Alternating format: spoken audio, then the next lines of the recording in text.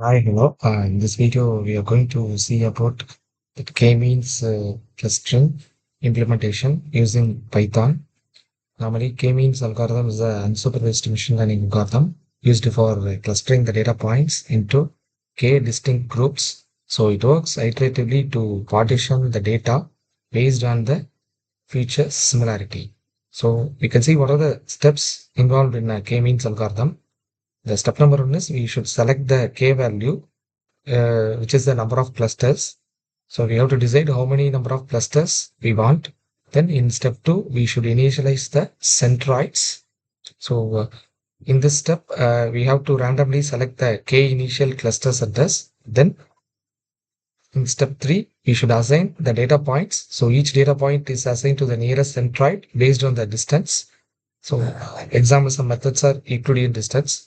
So in step four, we should update the centroids by computing the mean of all points in each cluster and update the centroids. So repeat this until convergence. So the centroid no longer change or a set number of iterations is reached.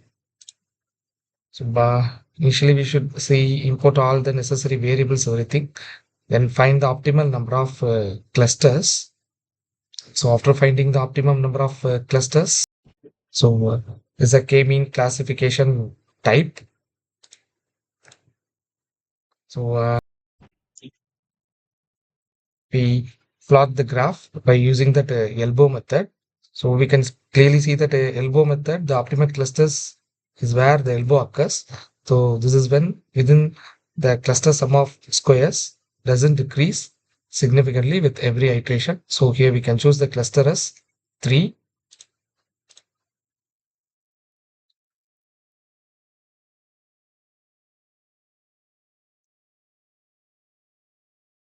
So this is where we find the value of the clusters.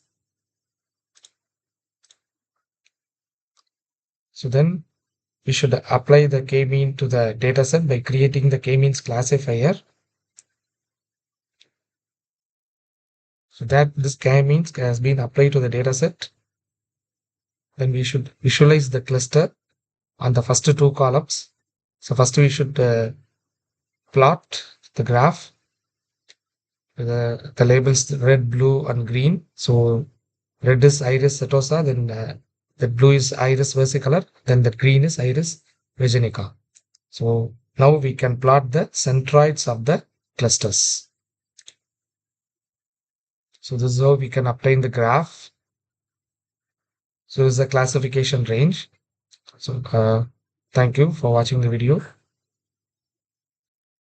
So meet you in the next video.